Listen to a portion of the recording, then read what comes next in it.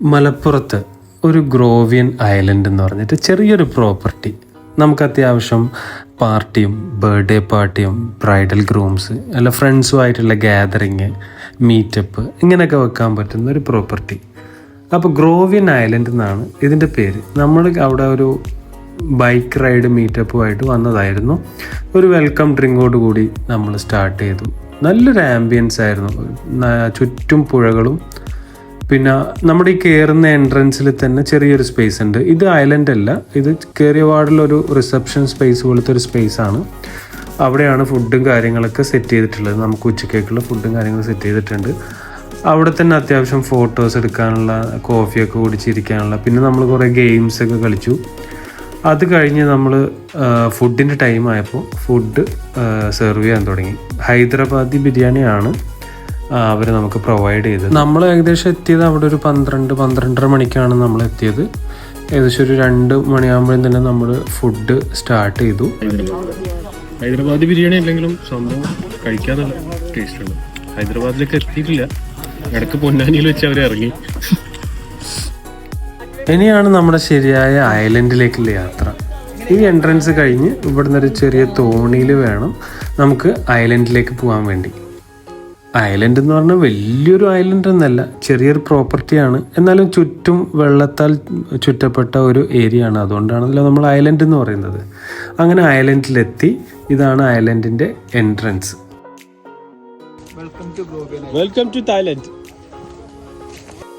ഇവിടെ അത്യാവശ്യം നല്ല സ്പേഷ്യസ് ആയിട്ട് തന്നെ റൂംസും കാര്യങ്ങളും റെസ്റ്റോറൻറ്റും, പിന്നെ നമുക്ക് ഊഞ്ഞാലുണ്ട്, പിന്നെ കുറേ ടേബിൾസൊക്കെ ഇട്ടിട്ടുണ്ട്. ചെറിയൊരു സിറ്റിംഗ് ഏരിയ ഉണ്ട്, പുഴയിലേക്ക് ഇറക്കി വെച്ചിട്ടുള്ളൊരു സിറ്റിംഗ് ഏരിയ ഉണ്ട്.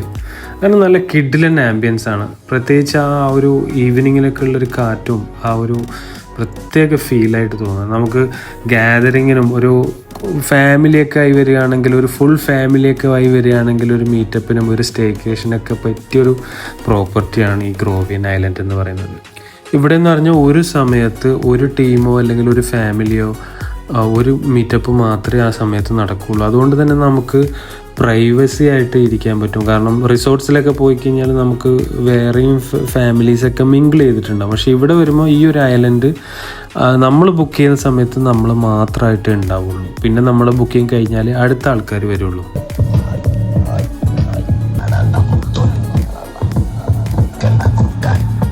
ഇതിനുള്ളിലായിട്ട് അത്യാവശ്യം ഒരു സ്റ്റേ ഒക്കെ ഉണ്ട്. സ്റ്റേ ചെയ്യാൻ പറ്റും. 1 ഡേ വേണമെങ്കിൽ 1 ഡേ എടുക്കാം. അല്ല നിങ്ങൾക്ക് ഡേ ടൈം മാത്രമാണെങ്കിൽ ഡേ ടൈം വേണമെങ്കിൽ ബുക്ക് ചെയ്യാം.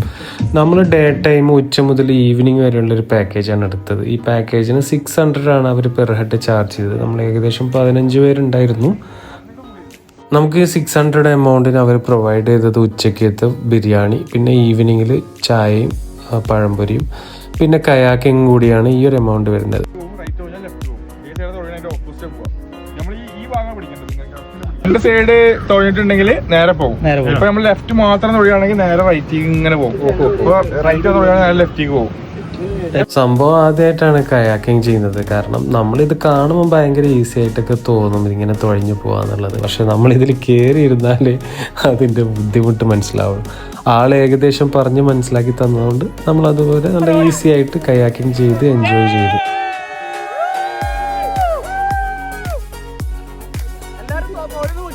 അപ്പോൾ ഇതിൻ്റെ ലൊക്കേഷൻ വരുന്നത് നമ്മുടെ പുതുപ്പൊന്നാനി പാലത്തിന് തൊട്ട് താഴെയുള്ള ഗ്രോവിയൻ ഐലൻഡ്.